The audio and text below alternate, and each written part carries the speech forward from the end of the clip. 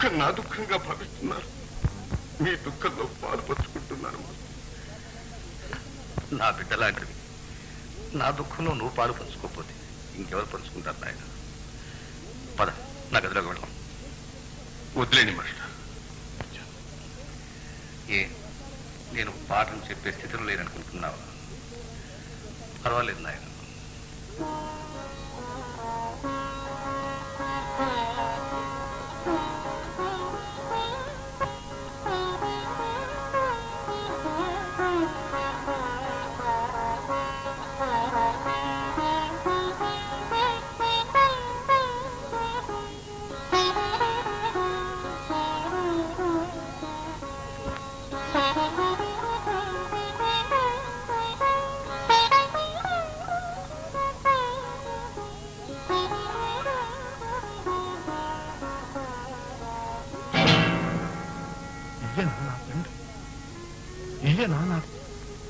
నా తల్లికి ఇంత ద్రోహం చేసిన కఠినాత్ముడు విద్యార్థుల్ని తన కన్న బిడ్డల్లాగా చూసుకుని విద్యాదానం చేస్తున్న పుణ్యాత్ముడు ఇద్దరు ఒక్కరేనా? ఏమిటి వైద్యం? ఒకే హృదయ పాత్ర అమృతం విషం కలిపి సృష్టించాడా భగవంతుడు? ఆయన ముఖం చూసి దేవుడిని భ్రమించాడు. లోపల ఉన్న దానవుణ్ణి గుర్తించలేకపోయాడు.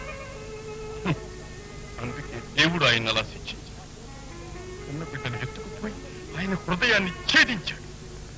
ఆ తల్లికి చేసే అన్యాయం ఊరికే పోతుంది. ఆ తల్లి కార్చిన ఒక్కొక్క కన్నీటి బొట్టు అతని గుండెల మీద ఒక్కొక్క అచనిపాతం కావాలి. ఇక ఆ పాపాత్ముడి నీడ కూడా మా మీద పడకూడదు. అంతే అంతే, మా మీద పడకూడదు.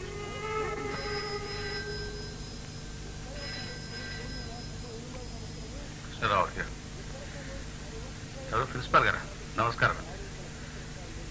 వాట్, ప్రకాష్ రిజైన్ చేశాడా? ఏదో తొందరపడి ఉంటాడు. నేను మాట్లాడతానులేండి. అతను ఎక్కడుంటాడో తెలుసా మీకు?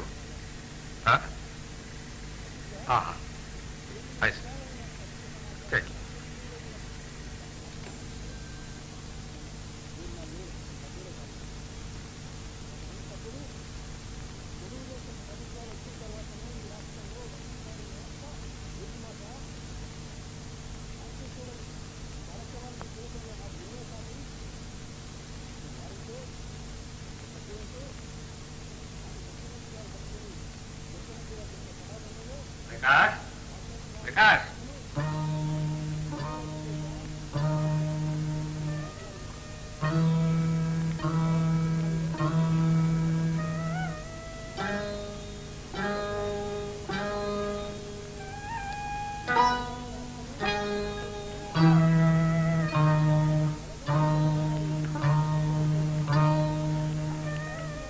ప్రకాష్, ఏంటి ప్రకాష్ ఇలా చేసావు? సరే, లోపల రా, మాట్లాడుకుందాం. ప్రిన్సిపాల్ చెట్ల దాకా నాకు ఈ విషయం తెలియదు. ఎందుకు ప్రకాష్ రాజీనామా చేశావు? ఈ ఉద్యోగం చేయటం నాకు ఇష్టం లేదు. చాలా తొందరపడ్డావు ప్రకాష్. కాలేజ్ కమిటీ మెంబర్స్ అందరికీ నువ్వు అంటే చాలా మంచి అభిప్రాయం ఉంది. ముందు ముందు బాగా పైకొచ్చే అవకాశాలు కూడా ఉన్నాయి. నా మాట విని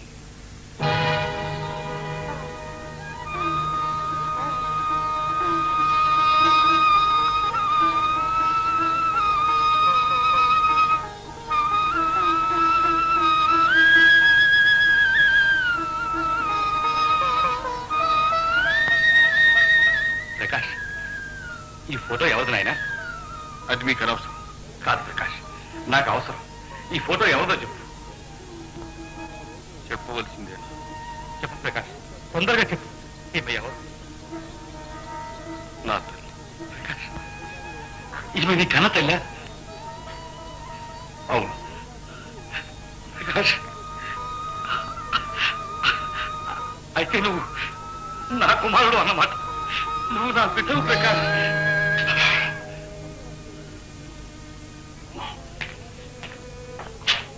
నేను మీ బిడ్డని కాదు, నాకు తండ్రి లేడు. నీకు తెలియదు నాయన. మీ అమ్మనడు చెబుతుంది. ఒక్కసారి మీ అమ్మని పిలువు నాయన. వెంటనే మీరు ఇక్కడి నుంచి వెళ్ళిపో. నన్ను వెళ్ళిపోమంటున్నావు? రాకూడని చోటికి రాతగిన మనిషి వచ్చినప్పుడు వెళ్ళమంటుందా? నేను నీ తండ్రిని నాయన, అందుకే వెళ్ళమంటున్నా. ప్రకాష్, నేను నీ తండ్రిని తెలిసి కూడా అంత తక్కువగా మాట్లాడటం న్యాయమా నాయన? న్యాయం న్యాయం. గర్భవతి కళ్ళు లేని కపోతి అన్న దాని లేదు. నా తల్లిని వెళ్ళగొట్టడం న్యాయమా? ప్రకాష్, ఏ చేసిన పని ఎంత పని చేపిస్తుందా? నేను పాపి. జీవితంలో నేను చేసిన పాపాలు ఒక్కటే నాయన. నన్ను క్షమించు ప్రకాష్. క్షమించటం? మీరు చేసిన పాపానికి నేను కాదు, ఆ భగవంతుడు కూడా మిమ్మల్ని క్షమించాను. నేను ఇంతసేపు మీతో మాట్లాడుతున్నాను. మీరు నా గురువులు కాబట్టి, లేకపోతే నేను కూడా మా ప్రకాష్, నువ్వు నన్ను క్షమించకపోవచ్చు, భగవంతుడు కూడా నన్ను క్షమించకపోవచ్చు, కానీ నా భార్య నన్ను క్షమిస్తుంది ప్రకాష్. ఆ ఆశ నాకుంది. ఒక్కసారి మీ అమ్మని పిలువు. ఆ పుణ్యవతికి నా క్షమాపణలు చెప్పుకుంటేనే కానీ నా పాపానికి ప్రాయశ్చిత్తం లేదు. ఒక్కసారి పిలువు నాయన. వెళ్ళలేదు ప్రకాష్, అలా అనకు. జీవితంలో నేను కోరేది ఒక్కటి, క్షమించాను అని ఆవిడ నోటి మీదుగా ఒక్క మాట. మీకు అర్హత లేదు. జీవితంలో ఆమె పడ్డ ఆవేదనకు 10 రెట్లు మీరు పట్టాలి. చేసే పాపానికి పూర్తిగా ప్రాయశ్చిత్తం అనుభవించాలి.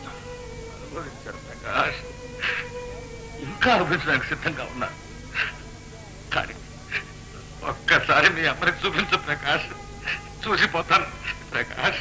ప్రకాష్, ప్రకాష్, పార్వతి, పార్వతి! అది ఆయనే, ఆయనే వారి పిలిపే. ప్రకాష్, తలుపు తినైనా. పార్వతి! ప్రకాష్, పార్వతి! ప్రకాష్!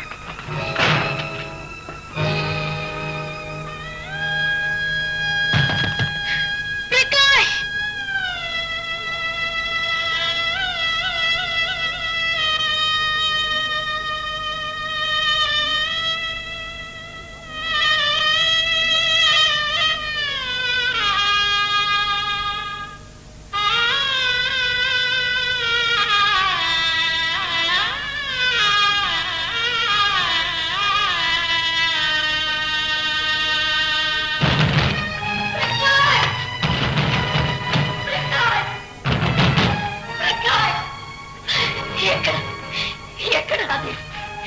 ఏమండి, మీరెక్కడున్నారండి? ఎక్కడున్నారండి? నాయన, మీ నాన్నగారు ఎక్కడున్నారు?